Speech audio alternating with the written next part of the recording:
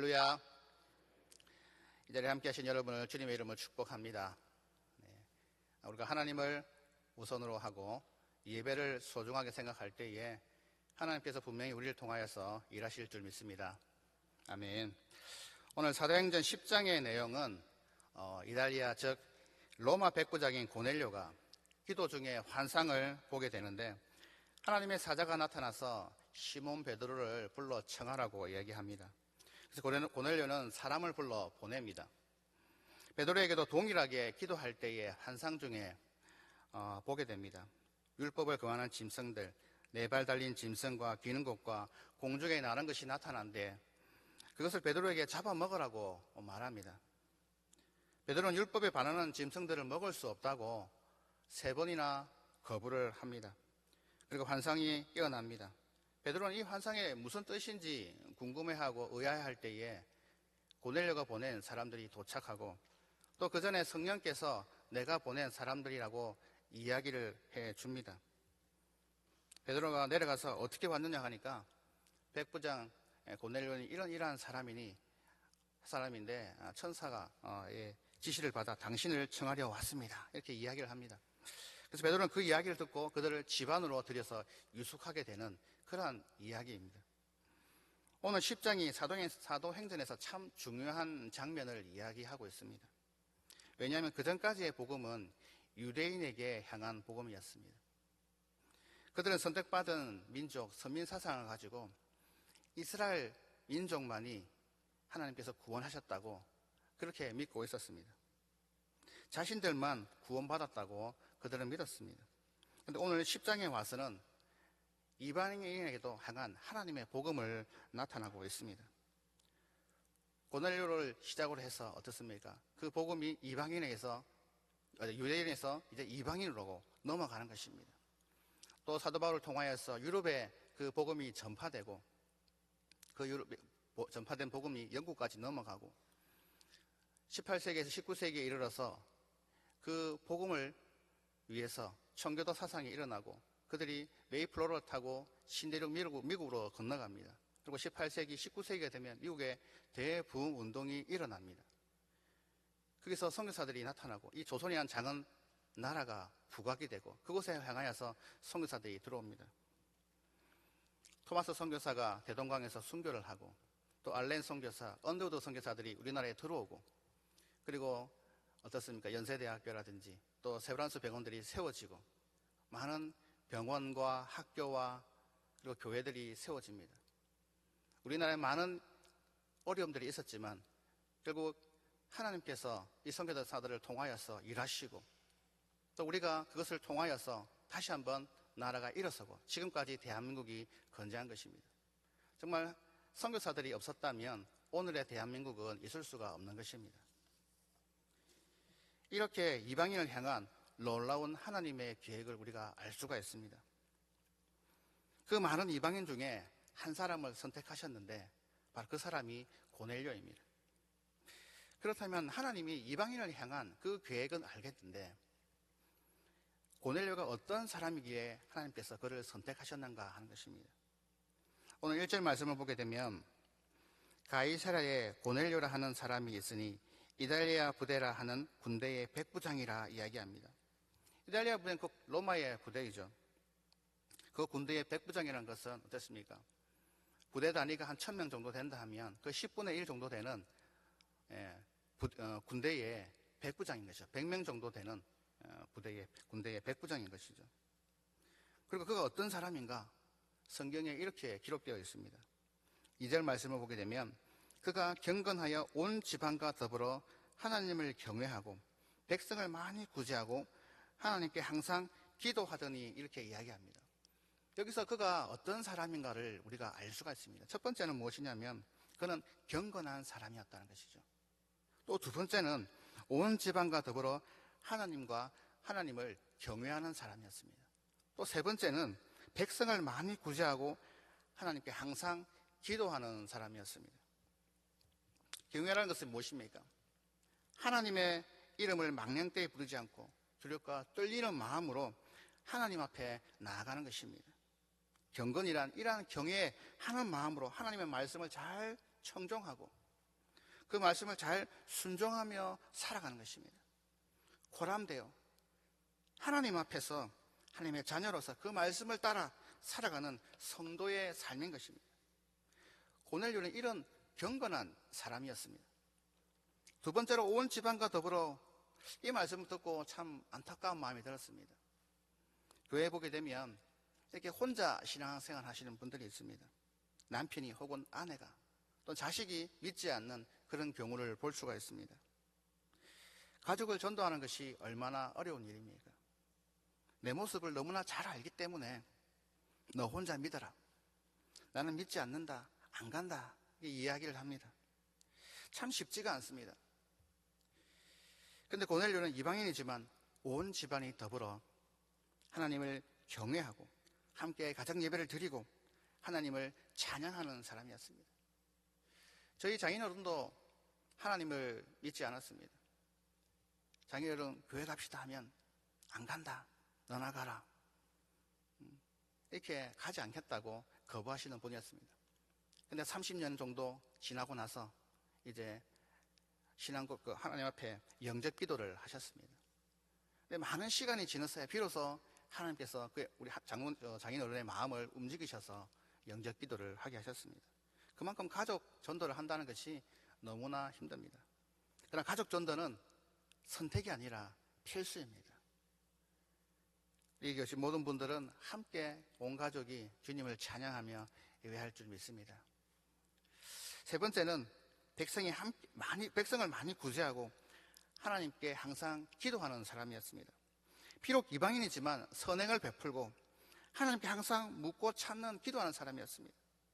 그런 사람이기에 3절 말씀을 보게 되면 하루는 제9시쯤 되어 한상 중에 밝히 보매 하나님의 사자가 들어와 이르되 고넬료와 하니 고넬료가 주목하여 보고 두려워 이르되 주여 무슨 일이니까? 천사가 이르되 내 기도와 구제가 하나님 앞에 상달되어 기억하신 바 되었으니. 고넬료는 아마도 정해진 시간에 기도드리는 사람인 것 같습니다. 그가 기도할 때에 하나님의 사자가 나타나서 내 기도와 구제가 하나님 앞에 상달되었다고 이야기합니다. 10장 뒤편에 가게 되면 고넬료가 성령을 받고 세례를 받는 장면이 나타납니다. 그런데 여기는 저는 고넬료는 아직 성령도 받지 않고 세례도 받지 않았습니다. 여러분, 성령 받아야 됩니다. 세례 받아야 됩니다. 그런데 더 중요한 것은 뭐냐면 바로 성도의 삶이라는 것입니다. 고넬료는 하나님을 경외하고 경건한 삶을 살아가는 사람이었습니다. 그는 하나님을 사랑하고 그 말씀에 순종하고 하나님 사랑, 이웃 사랑을 실천했던 사람입니다. 그렇기 때문에 그의 기도와 구제가 하나님 앞에 상달되고 기억되었다 이야기하는 것입니다. 하나님을 사랑하기에 기도하고 말씀에 순종하고 이웃을 사랑하고 남을 나보다 귀하게 여겼던 것입니다. 이것이 성도의 삶인 것입니다. 그리고 5절과 6절과 뒤에 후반부에 보게 되면 내가 지금 사람들을 욥바에 보내어 베드로라 하는 시몬을 청하라. 그는 무두장이 시몬의 집에 유속하나 그 집은 해변에 있다 하더라.